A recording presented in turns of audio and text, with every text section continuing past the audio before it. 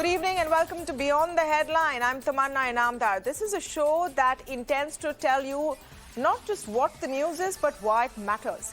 The big headline today has been that the rupee has plunged to an all-time low against the dollar.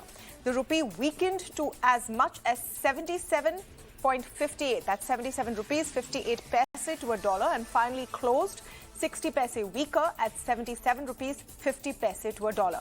What this essentially means is that to buy $1, you now have to pay at least 77 rupees 50 paise. There are some estimates that the rupee may weaken to as much as 79 to a dollar. So why is the rupee falling? It's a combination of factors, and important to remember here that it's not just the rupee that has stumbled. The Chinese yuan has hit an 18-month low today because of fears of a COVID lockdown intensifying in China. The reason broadly, as far as India is concerned, is that the dollar is getting stronger because demand for the dollar is rising. As the dollar gets stronger, the cost of buying it goes up in comparison to other currencies like the rupee get weaker. So is a weakening rupee reflective of the economy, and what are the factors responsible for what we're seeing? One of the key factors is that India imports nearly 80% of the crude we need, and crude is costing more and more because of the war between Russia and Ukraine. This in turn has widened our trade deficit, which means the value of what we're importing is more than the value of what we export. The other factor is that foreign institutional investors are selling their investments in Indian stocks in large quantities. So why are they doing that? Well, one reason is because the US Federal Reserve is increasing interest rates, and investments there start to look more attractive in comparison to some of these investors. So yes, in broad terms, the state of the rupee does reflect what is happening in the economy. But does that mean that we are on the brink of disaster as far as the Indian economy is concerned? Probably not, because everyone's currency is falling, not just ours. Our foreign exchange reserves are strong, a little under $600 billion, but still fairly strong. Our exports have been doing relatively well over the last several months, and local demand in the economy is still strong for now. Of course, inflation is a continuing worry that could hit that demand. So how does all of this matter to you? Why should you care? Well, if you're a student studying abroad, or someone in your family is or wants to study abroad, it's just going to cost you a lot more. If you're planning to travel abroad for work or on a holiday, it's going to get more expensive. Essentially, earning in rupees and spending in dollars or euros is going to hurt you. If the goods you consume are imported or have imported components, so for example, electronics, TVs, refrigerators, mobile phones, all of that will become more expensive. And I'm not talking about just luxury products. In fact, a weakening rupee impacts inflation all over. So if your business, on the other hand, is to import, you're in for a tough time as well. On the other hand, if you're an exporter, a weak rupee may actually help you because your goods become more competitive and cheaper than those of other countries. And well, if you're an NRI earning in dollars or in a stronger currency than the rupee, it's good news for you because your money goes a longer way in India. But a falling rupee is not merely an academic issue, it's also a political one. Today, and many times earlier, a falling rupee has been projected as the failure of the ruling government. It is an allegation both the current government is facing today, and so have previous UPA governments, where the people making the allegation are in power today. But does a weak rupee mean that essentially something has gone wrong? Well, yes and no. Broadly, currency is considered to be a reflection of the economy, but not necessarily a sign that we're in big trouble. So what's the fight about? To speak on this, I'm joined now by Supriya Shrinate, spokesperson of the Congress Party, Mohan Krishna, spokesperson of the BJP, Dr. Santosh Mehrotra, senior economist, is with us on the show. I'm also speaking with Sanjeev Ahluwalia, economist and advisor at the ORF. Welcome to all of you. Thank you for joining us on Beyond the Headline. Supriya, let me begin with you. Great to have you on my show for the first time. And we're talking about a subject which is economic but always has political overtones. I want to start by asking you honestly, do you think this is a political issue? I mean, how is it not a political issue? Because the BJP kept making it a political issue all the time it was on the opposition. I think the Prime Minister's speech from then has gone viral. And if I may replay it for your audience here, I'd embarrass them all over again. The rupee was supposed to hit the 40 to a dollar mark when Mr. Modi came to office. 8 years hence, the rupee seems to be racing towards 100, where petrol and diesel has landed. But let me just take a step back for a minute. And while it continues to be a political issue, there are multiple factors, and I know you've highlighted some of them. Inflation is a factor. Widening trade deficit is a factor. Yes, our exports may have picked up now, but $192 billion of trade deficit in the last financial year hasn't augured very well. What has the government done? And the silver lining amidst all of this, and like my leader has pointed out, is that exporters stand to gain out of this. But are we pushing our exporters enough? Are we focusing on the job guzzling export sector? The answer to that is a dismal no. No, we are not doing that. We all woke up to a huge newspaper headline which said that while there was a threat of our ranking shifting to junk, the government actually focused on managing the narrative instead of managing the macros and the micros. So the reality is we'll keep talking about bulldozer. We will keep talking about Hindus. Now, you know, we're speaking about a lot of things together. I'll tell you why I asked you that question, because I know that you know better. The reason I asked you, is it a political issue, is, I mean, your answer is because they made it a political issue as well. And I will come to Mohan Krishna about it. But honestly, is it a political issue? And I ask this from the point of view of, if there are so many global external factors responsible for what's happening to the rupee, if other emerging market currencies are also depreciating, if the yuan is at an 18-month low, beyond a point, what could any government do? I don't think I'm going to act as a shield for the government. I don't think I'm here to defend the government. I think I'm here to question the government for their complete mismanagement of the economy. The reality is that in the last 4 months, our forex reserves have gone down by $44.4 billion. Is anybody talking about that? It's all very good to tom-tom how forex reserves are building up, but we have lost $44 billion worth of forex reserves in order to defend our currency, which we haven't been able to do. We are the worst performing in Asia. Yes, we can keep taking refuge that yuan has fallen and so has the yen. But the reality is that India's economy has been trailing as far as the rest of Asia is concerned, and the rest of the world. Our unemployment is bad. Our macros are crumbling. Our exports haven't picked up the way they had to. In fact, when US and China were at trade war, our exports major share went to Bangladesh and Vietnam and did not come to us. So these are factors for which the governments are chosen and put in offices. What have they done? They have to answer the tough questions today. All right. Today, Mohan Krishna, the key, I think, accusation is that when the rupee was struggling against the dollar in 2013, the BJP turned it into a political issue and said it was mismanagement because of the then UPA government. So how would you defend what's happening today? Good evening, Tammana. The issue is very simple, as you have mentioned. We are not at the brink of the disaster of the economy, as it was happening in UPA era. I appreciate Supriya Shrinate that she is not here to defend the government, but to accuse Mr. Modi all the time. That's her aim. But look at the economy today. What's funny about I would like to make few points before anybody can answer. Basically, I'm not an economist, but I have few points. We have the economy, the blood in each Indians, because Arthashastra was given by Kautilya. That is the first point. We need not have to learn from anybody for that matter. But unfortunately, that Kautilya's Arthashastra has not been practiced properly by the government, which was there for power, which I need not. Mr. Krishna, I'm afraid I'm going to have to ask you to stick to what I'm asking and what the topic is, sir. One minute, Supriya, let me, one sec. I'm going to have to ask you to stick to what we're talking about. I'm asking you today that why should the government not answer why the rupee is at 77.50 at its all-time low? What is the government of the day doing about it? The government of the day is doing everything about to see that it will not fall further down. One thing. How? Second thing, this has happened because the global pandemic. Today, look at the inflation. It is inversely proportional to the inflation. And the other issue is, as you have mentioned, the crude oil because of Ukraine and Russia war. Right. These two issues are made. But let me answer to Supriya Shrinate first. The total inflation today in America is at 4.2%, which is highest in last 40 years. In UK, the inflation is highest and the Bank of England is in recession. Who is going to? Are you blaming Modi for that? You have to consider the global economic situation also for that matter.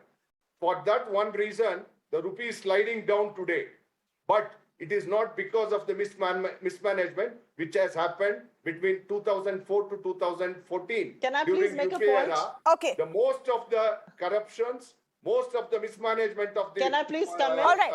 So what is the argument? What is the argument? And let's get the counter. Let's stick to what the argument is. So Mr. Mohan Krishna says that the world is in a bad shape. US is facing unprecedented levels of inflation. So is a lot of the world right now. And there are factors beyond anyone's control. There's fears of a global recession. So what can they really do about it? Supriya, your quick response. There's never a dearth of humor when a BJP spokesperson is speaking. And today is one such instance. You ask him on 2022 economy, he will take you all the way back to Kautilya. But that apart, Mr. Modi was chosen as the prime minister of this country, not as the president of the United States. There's Mr. Biden there and there's Bojo in UK. So let's talk about India and what's happening in India, sir. You were talking about inflation. Why is inflation so high in India? Both food and fuel prices are on fire. Fuel prices because you refuse to bring down prices. You are collecting 68% of fuel taxes and you instead tell state governments to reduce VAT. You collected 27 lakh crore rupees. You will blame the oil bonds for which you paid 73,000 crores. That's your reality. Okay. I will also tell you, don't hide behind the pandemic. The pandemic happened in 2020, but before that, you had halved our growth rate. Please keep quiet. 8.2% से 4.1% पे आप growth rate को ले आए थे before the pandemic. Before the pandemic, our unemployment. One sec. We're talking about the rupee today. We're talking about the rupee today. One sec. They have been in government. You have been in government. Please give me 1 minute time. I think Dr. Santosh and Sanjeev Ahluwalia have been invited to the show. They also deserve to have their voices heard. I will request Mohan Krishna and Supriya Shrinate to give a few minutes to the other panelists and we'll come back to you. It's only fair. It's only fair. Let's listen to what others are also saying and then we can come back to the points that are mentioned. And I think let's just keep the viewers in focus here. Our premise is that we're going to explain to you what is happening with the rupee and is it someone's fault? Sanjeev Ahluwalia, let me come to you. Please.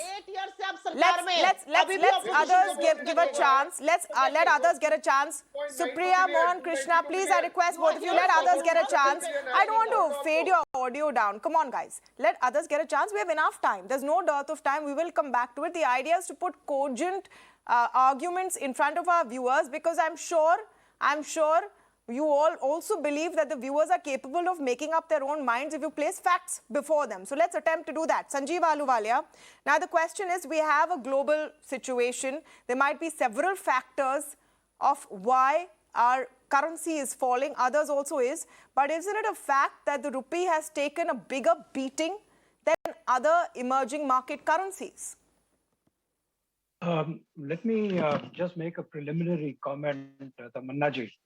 That, you know, it's a very peculiar global financial system that we are in. Consider the following facts, that inflation in the US is extremely high, right? And yet the dollar is appreciating. Inflation in India is certainly high, but our rupee is depreciating.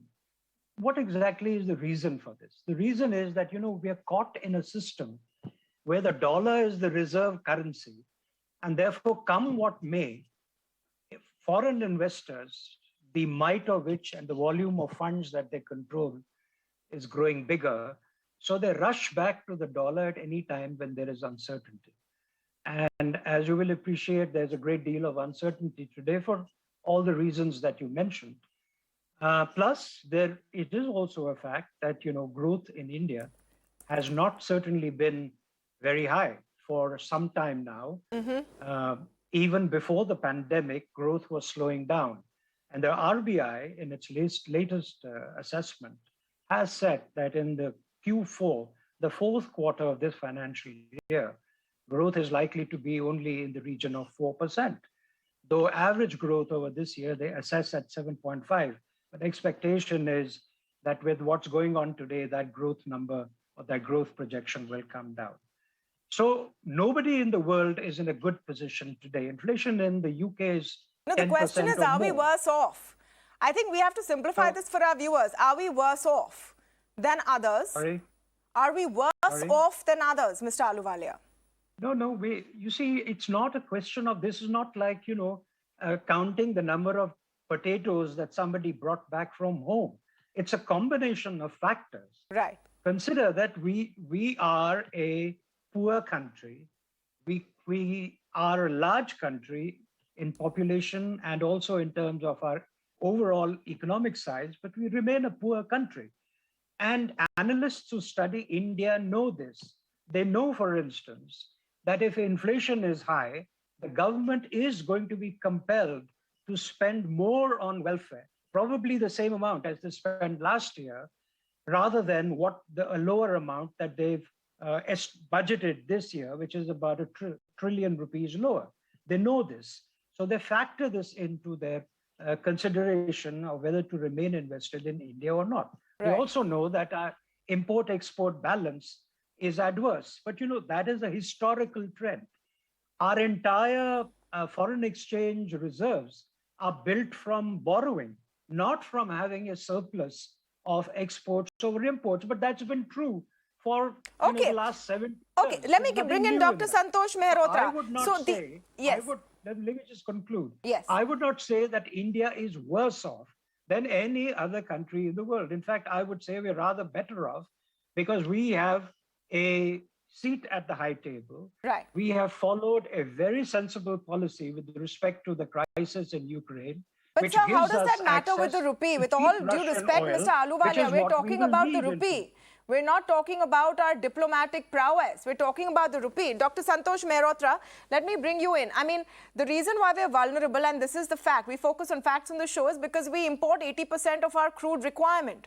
So we would be vulnerable. My question to you simply is this something any government can do something about? Is this a fixable solution? Can you use the weakness of the rupee to point fingers at governance, is what I'm trying to understand. You cannot. Dr. Santosh. Tammana, you know that. Dr. Santosh. Oh, yes, you definitely can. Because this government, unfortunately, has allowed inflation to go through the roof. For over a year, the wholesale price index has been over 13%. This is unprecedented, almost unprecedented in our history. Secondly, the RBI was mandated to actually keep the inflation rate, the CPI, within a band of 2 to 6%. It has been well over that for some time. And a very important reason for that is simply the Ministry of Finance keeping prices of fuel high, which is impacting food prices.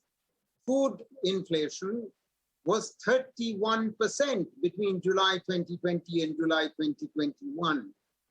This is entirely to be laid this inflation has to be laid at the hands of the government. Now, let's come back to the international phenomenon. How is it that finally the rupee has begun to weaken?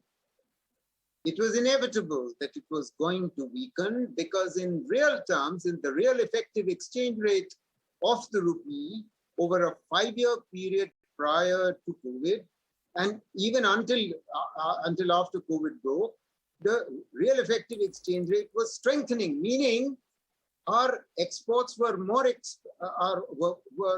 expensive than they needed to be, and our imports were cheaper. This was a terrible situation for our country to be in. As it is, we knew, or at least the government should have known, that what it inherited was merchandise exports of $315 billion, right, and exports at 25, nearly 22% of GDP. It allowed exports to drop. At the same time, it was filling the gap between exports and imports by letting FDI flow in.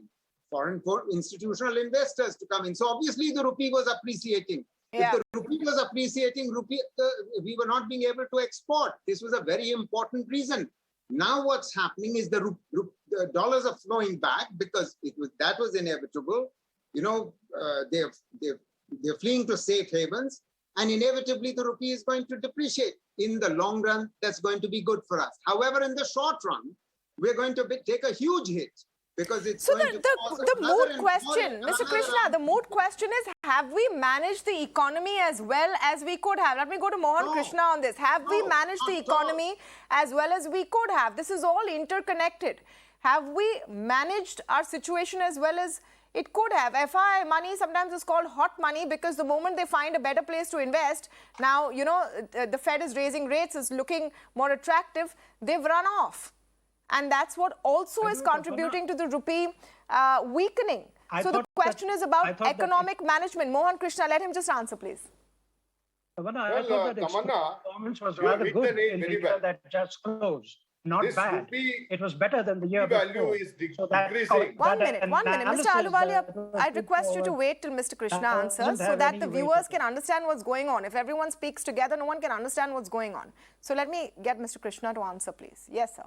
Tammana, I would like to mention two things here now.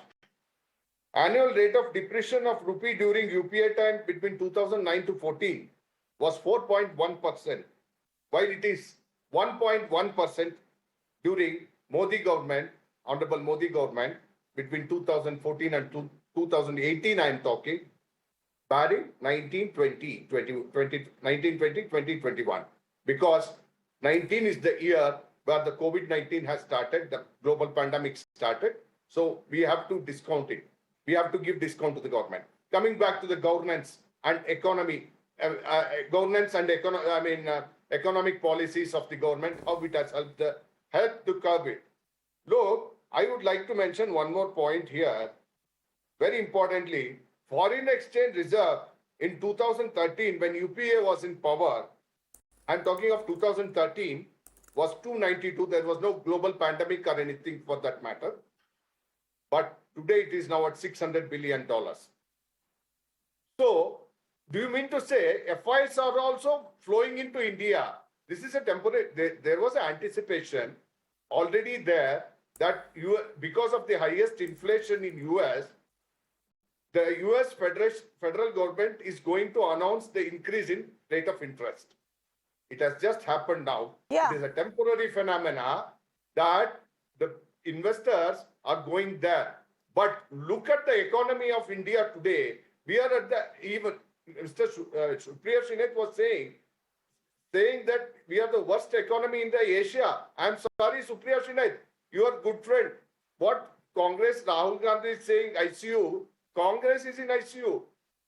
Indian government economy is not in ICU. I'm sorry. I'm extremely sorry. People of the country knows. Okay. I would like to ask one thing politically today, Supriya Shrinate. Between when the rupee value started against dollar, it was 1 rupee in 1947. What they have done, why the policies were wrong, because of which it has gone to 66 rupees. Then, you know, that's actually a question. You know, Supriya, you answer, but then I'm going to go to our other guests also and understand this, because very often the value of the rupee to the dollar has become an emotive issue, a national pride issue. Sometimes it's just a financial markets issue, but I'll come to that in a bit. But your response to the points that Mr. Krishna is raising. So I hope he will offer me the same civility that offered him while he entertained the audience and me with some of the very bizarre points that he made. What happened during UP? You've been in governments now for 8 years. Realize that, act like that, respond like that. When you are asked questions of your government, please answer questions for yourself. Don't go to the UPA. You've now been in government for 8 years. 1-2 saal ki baat nahi hai na, 8 saal se sarkar mein hai. Somebody was talking about food inflation, and I heard fuel imports repeatedly on the show. You know what the reality is? 2013-14, when Mr. Modi came to power, India was actually producing 37.8 million metric tons of crude oil within the country, domestic oil production. that has fallen sharply by 20% right under your nose. So you have increased our dependence on imported crude. Crude oil production has fallen right under your nose. These are figures printed by the Oil and Natural Gas Ministry, not from me. Don't swing your head so vehemently. I told you. Let her finish. Let her finish, and then you can respond. Let her finish. I know civility doesn't come very kindly to you, but these are numbers I'm quoting from the Ministry of Oil and Natural Gas. Crude oil production has gone down by nearly 20% under your nose. I know you will get another WhatsApp like the one you were reading from. They were talking about FDI in the last 2 years. You know what is startling? 68% of that FDI went to one company, Relgeo. One company, Relgeo. They created 0 jobs. That's your FDI reality. The problem with this government is when you ask them questions of economic mismanagement, they will either blame the previous governments or they will blame Nehru. They will not talk about managing the macros and the micros. I did not write the newspaper report, but the newspaper report is saying when our ranking was being threatened to be pushed to junk, you chose to manage the narrative, but not the economy. Will you please tell me why did we sink 23% during COVID and the rest of the world did not? It's because we entered COVID in a very weak condition. Our fundamentals were shaken even before COVID hit us. I think we're digressing. I'm going to give Mr. Krishna an opportunity to respond. Yes, Mr. Krishna. And then I should have one also. But it has to end somewhere. 1 minute. It can't end at me. I'm sorry. I'm not going to be privileged because it's going to end at him and not at me. Okay. So either it's fair, okay. Krishna, Mr. Krishna, it's going to end with the experts. 1 sec. Yes, Mr. Krishna. Yeah. So it can't be 2:1. It has to be 2:2 then. I get a right to retort. Go ahead. Let me answer to Supriya Shrinate. She has forgotten that they have ruled this country. They called themselves, we have brought the independence to this country. The Congress is the one which has brought the independence to the country. I'm thankful to you for entertaining me this evening. I'm thankful you have entertained me this evening. 1 minute. Let's listen to the response. Let's give each other the respect of listening to each other's response. And let's be entertained in private. 1 minute. Mr. Krishna, what is your response to the point that Supriya Shrinate is making? She's putting in the charge that the economy was mismanaged before COVID. We heard from one of the panelists earlier that the fact that inflation, the problem is inflation has been running away. WPI has been high at 13% for the last 1 year, is part of the issue that is requiring the rupee to also now depreciate. The problem is, if I may add over here, the more the rupee depreciates, the more it hurts us on inflation, because if we import so much oil, it has a cascading effect. Everything is going to get more expensive. So we are in a bit of a soup right now. How does the government intend to get out of this? By blaming the opposition. I have to answer to Mr. Santosh Mehrotra also, Santosh Mehrotra, and as well as to Supriya Shrinate. He was saying about import, export, and this issue.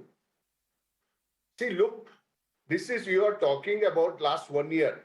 There is no misgovernance in this era, Mr. Modi. If there is any misgovernance, Sir, Honorable Mr. Modi, please. 1 second. Supriya, 1 second. Let him speak. Honorable Mr. Modi. Let him speak. You said you wanted the last word, but let him at least have his word. Yeah. He forgot to add honorable. 1 second. 1 second. There is no He forgot to add honorable. No, but why are you heckling him? Let him speak. I'm just saying add let her ask honorable. her to keep just for a few minutes. Honorable, sir. Let her Honorable answer whatever she wants to. Let her say forgot to whatever add she wants. honorable. I request you, we have limited airtime on this topic. I want my viewers to take away something. 1 minute. Please, Mr. Mohan Krishna, please complete your point. I request everyone else, let him complete his point. Yes. He forgot to add honorable. That's all I was telling him. He forgot to say honorable Modi government. Okay. Let him say whatever he wants to. It's his chance to speak however he wants to. Yes, Mr. Krishna. Good for him. Look, this is what is the problem with the Congress spokespersons. They have a problem the moment they see the Modi photo. Modi का नाम सुन लिया तो उन लोगों को छिड़ने को होते हैं, आग जल जाते हैं, क्योंकि दुनिया में गया तो कोई राहुल नहीं बोलते, सब जगह गया तो I don't think this is fair to my viewers, because I promise, listen, this is not fair. This is not fair to the people who are watching. This is not fair to the people who are watching. I want to tell I want to understand what is there for my viewer when they're watching this. They want to understand if the rupee is a political issue. Is there something any government can do about it? And can it be helped? There is no misgovernance. There is no misgovernance. It's a temporary But factor. our economy is We are ruined. going to bounce back. We Okay. are going to bounce back with. See, How will we as she bounce was back from flying 8 to years the of country misgovernance? today, Supriya, Economy is since you wanted to have the last word, Supriya, can I do this with a question? Can I do this with a question, Supriya? What do you think the government should do right now to arrest the falling rupee? And should the government and the RBI be propping up the rupee if its natural direction is descent? Let me ask you that, Supriya. You're asking for my honest opinion. The Yes. government should stop focusing on headline management and start focusing on the fault lines that plague the Indian economy, the rupee included. That's what the government needs to do. They need to realize Indian economy needs to be resurrected Rahul because should stop inflation saying hurts the ICU. common man. India is in Inflation ICU. hurts the poor. They No, don't but are you realize that. suggesting the RBI prop up the rupee when it's intrinsically weak right now?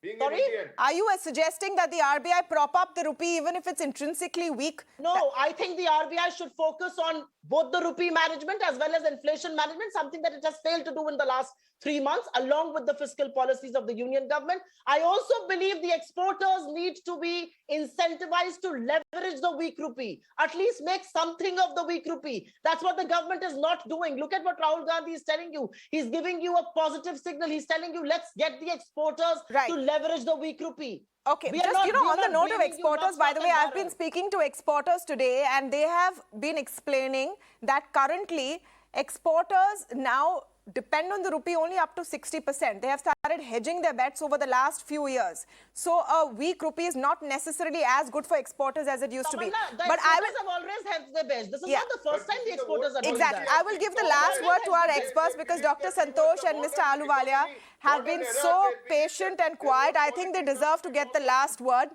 Mr. Ahluwalia, I'm going to ask you, and I started, with this question because this becomes an emotive issue. Mr. Krishna mentioned this, that in 1947, 1 rupee was $1. I don't know. I have to check if that's actually true. But, today it's now 77. And what have we done all of these 75 odd years? Does the rupee versus dollar figure mean that it's a reflection of what's happening in our economy? Weak rupee equals to weak economy, yes or no? No, it's not a reflection of what is happening in our economy alone, except for the fact, I must admit, that if Indian growth in 2019-20 had been stronger, after the pandemic, we would have recovered to a much higher growth level than we will be able to do today. Our growth prospects are moderate, and that is a problem for the economy. As far as the dollar and rupee rate is concerned, there is a lot of volatility. It will always happen. RBI has already taken counter steps. They have increased the bank interest rate. They will do more of that as is necessary. All right. Let me also get the point of view of Dr. Santoshin. Last word. Should we be overly worried about the direction in which the rupee is going? We will have reason to worry if the government does not reduce taxes on fuel. It must reduce taxes on fuel. If it does, it will have a tempering effect on the inflation rate because there are international pressures as it is. Crude oil prices have risen. Secondly, there are the economic sanctions on account of COVID, on account of Ukraine. And now money is flowing out, so the dollar is strengthening and the rupee is weakening. So it will have an inflationary impact. There's no question about it.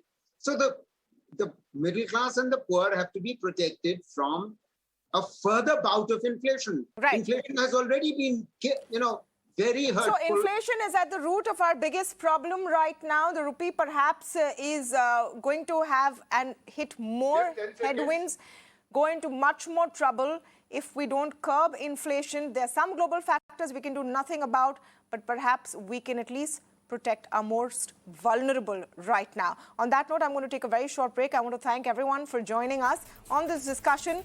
On the other side, we're talking about what's happening in Sri Lanka. Violence has marred Sri Lanka today. One member of parliament's house has been burnt down. The Rajapaksa brothers' family home has been attacked, and the Prime Minister has stepped down. Is that going to help anything? We're coming back with that discussion on the other side. Don't go away.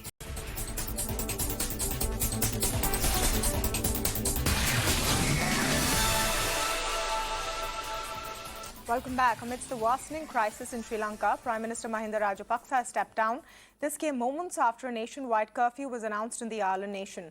Earlier today, clashes broke out between rival political camps in the capital city of Colombo. A Sri Lankan parliamentarian of the ruling party of the Rajapaksas and his personal security officer were killed in the clashes between anti- and pro-government protesters in the country, while nearly 140 people have been injured in the violence. Angry citizens also demolished the house of another member of parliament. The latter had allegedly led a mob that attacked protesters. Remember, for about a month now, Sri Lanka has been facing acute shortages of food, fuel, medicines and electricity supply, runaway inflation prices. This is Lanka's worst economic crisis since gaining independence from Britain in 1948. I'm joined now by M.A. Sumanthiran. He's a member of parliament from Sri Lanka's opposition party who's joining us live this evening. Thank you so much, Mr. Sumanthiran, for speaking with us at a time of great crisis in your country. Can you explain to us how it's going to help that the Prime Minister has stepped down? Well, the people have been demanding that the President should step down, that the Prime Minister should step down, and the government should resign. So there was this call that the entire Rajapaksa family should leave politics. The President is the younger brother of the Prime Minister. And what they were trying to do was sacrifice one and the other to continue, so that they will then safeguard all their interests. So in this scheme of things, I think the President decided that he will stay but sacrifice his older brother, and had asked the older brother Mahinda Rajapaksa to resign a few days ago. But Mahinda Rajapaksa had other ideas, and so today he had got down people from outside Colombo, from various other cities, said to be his supporters, and he spoke to them in the official residence. And thereafter, when they came out, they attacked the peaceful protesters who were just outside the house. And then they walked about 2 kilometers away to where people were protesting for 31 days in front of the presidential secretariat, asking the president to quit, and attacked them as well.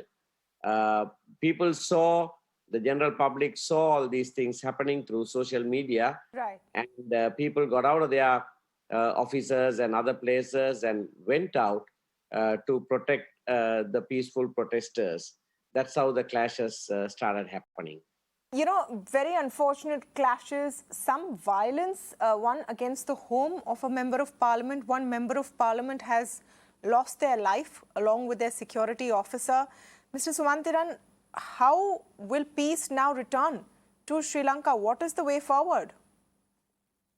Well, the Prime Minister resigning came a day too late. If this had been done yesterday, we may have been able to avert this. Or if he didn't organize the violence against the protesters, then this wouldn't have come to this stage. Unfortunately, as you say, a member of parliament lost his life, security officer lost his life, and it's not just another member of parliament, but I think by now about 10, at least 10 members of parliament's houses have been set on fire. So it is most unfortunate that the people who have been protesting peacefully for 31 long days, and I don't think it is they who have been indulging in this violence against the government, but the enraged public who saw the rulers, trying to retaliate and use violence against the peaceful protesters. That has angered the people. That's not to be justified, but I think that's what has happened.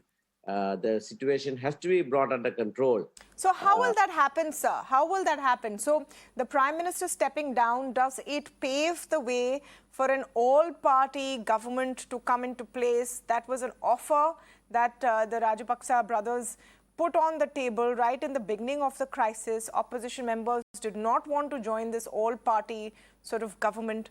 Now, what is the way forward?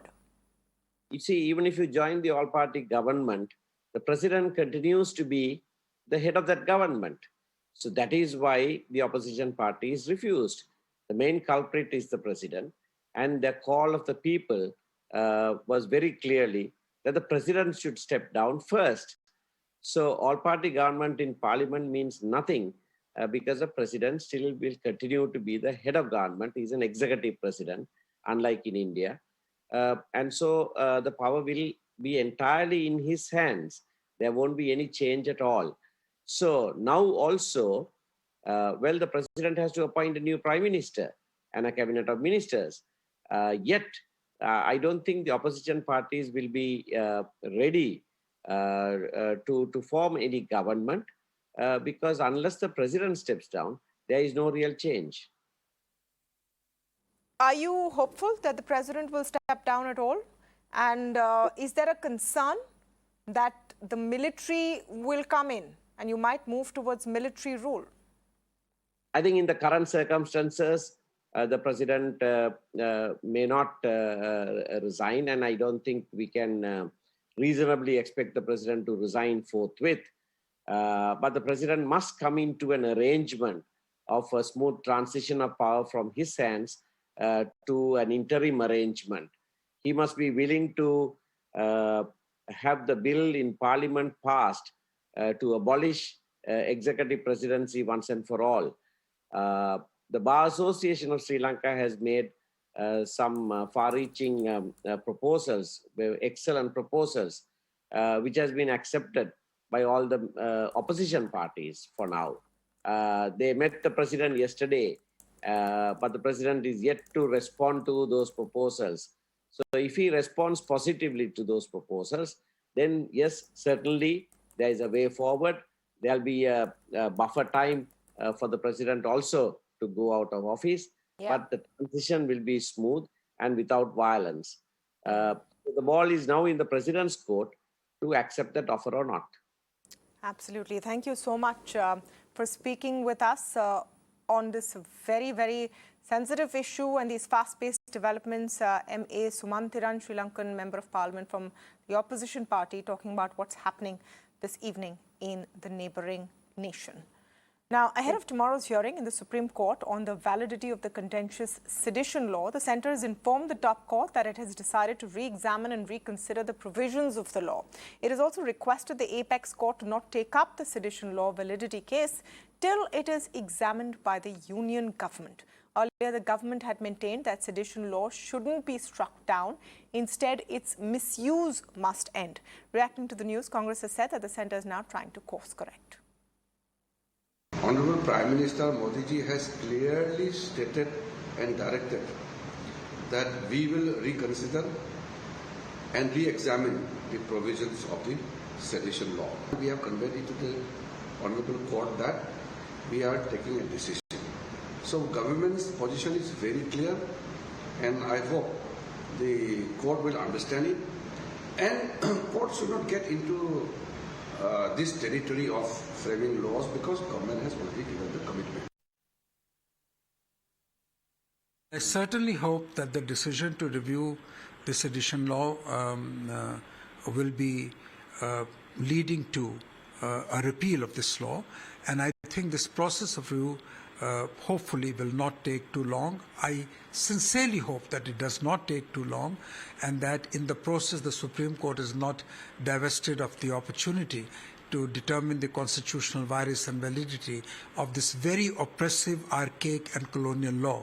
In my considered view, this law has no place in free India. The way the sedition law has been abused over the years, and particularly in the last months and recent years, is a compelling argument in favor of the repeal and abrogation of this law. We will try to not preempt really what the Supreme Court does, but we will certainly look at the very wise move as far as the government is concerned, because like we heard that Manish Tiwari say that it does seem the government is uncomfortable with the Supreme Court stepping into the territory. We also heard from Mr. Rijuju, incumbent law minister, who's saying that courts should not get into the area of looking into, reconsideration of laws. It's for the executive. So that is essentially the fine line. What has happened is this, that tomorrow the Supreme Court will go ahead and examine whether the Kedar Singh judgment of 1962, whether that judgment should be relooked at by a superior bench composition of the Supreme Court or not. Bulldozers are back in the national capital, this time in Shaheen Bagh, the site of protests against the Citizenship Amendment Act. The area saw high drama today as the civic body workers carried out an anti-encroachment drive. The move triggered protests from Shaheen Bagh residents and even saw the opposition taking on the centre, with the CPM filing a petition in the top court requesting intervention in stopping the demolition. The court, however, refused to intervene in the matter, saying that the aggrieved party needs to come up with such a petition to court and not a political party. Meanwhile, the civic body has said that they will continue their drive in 4 more areas on Tuesday. हम पूरी कानूनी प्रक्रिया को अपनाते हुए, पूरे कानून का पालन करते हुए, निगम की धारा 321, 322, 324, 1957 का जो एक्ट है, उसमें कहीं भी इंक्रोचमेंट हटाने के लिए किस तरह का कोई नोटिस भी देने की जरूरत नहीं पड़ती। उसके बाद भी हम लोग इंटीमेट करने का काम करते हैं और समय समय पर विभाग का जो भी पुलिस डिपार्टमेंट को भी लिखने का काम करते हैं। या तो मान जाएंगे तो ठीक है, नहीं तो दोबारा बुलडोजर जाएगा तो वो खाली हाथ वापस नहीं आएगा। And the DGCA will conduct a fact-finding inquiry after a child with special needs was denied the right to board a flight in Ranchi by Indigo Airlines. A 3-member team will visit Ranchi and Hyderabad to collect evidence. Meanwhile, Child Rights Body and CPCR has asked Jharkhand police to register an FIR against the airline. However, despite facing severe criticism, Indigo Airlines has stood by its decision.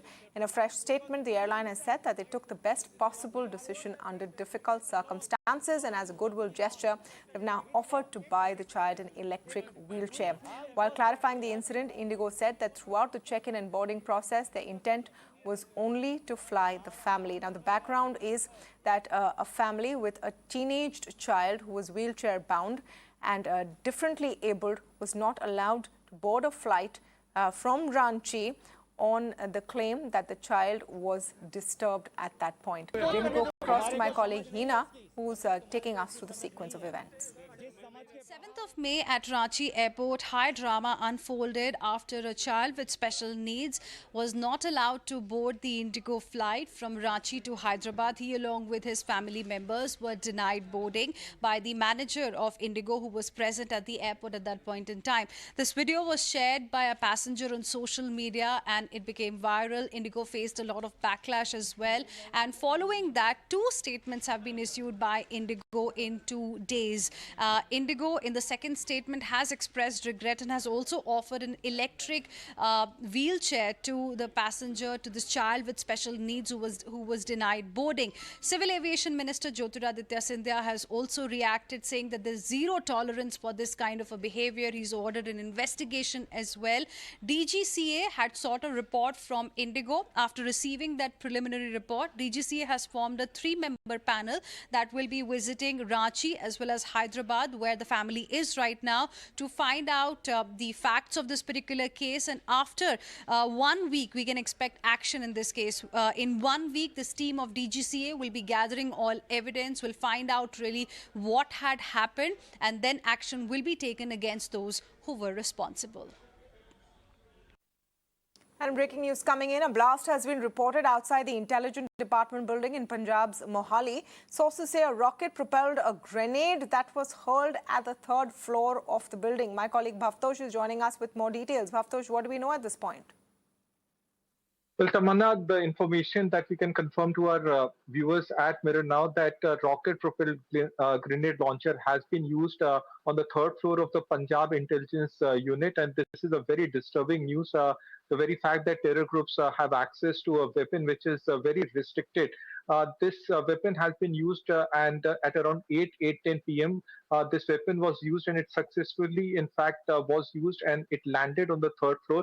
The glass pane windows were completely shattered. Now, this is a genuine terror attack case.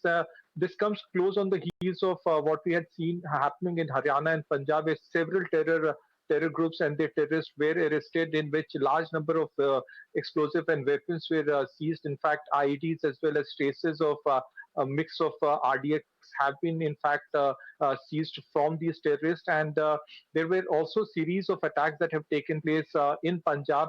The latest one being the December attack in Ludhiana, in which a court blast was witnessed, in which one of the persons trying to place explosives was in fact blown off. But that case is being probed by NIA. Now, what is happening in Punjab is that series of attacks are taking place. Some have been successfully neutralized and aborted by the Punjab Police and Central Intelligence Agency. This one has taken place right at the doorsteps of Punjab Intelligence Unit in a highly secured, fortified area. Use of RPGL is something which is very serious and disturbing. Punjab Police and senior officials have reached the spot. We are waiting for an official confirmation, but we can tell our viewers that RPGL has been used and it landed on the third floor of Punjab Intelligence Unit. Thank you so much for all of those details. Bhavtosh there with the latest of a story that we will track closely. But that's all the time we have on this edition of Beyond the Headlines. We'll see you back here tomorrow, same time, same place. Be sure to be there. Thank you for watching.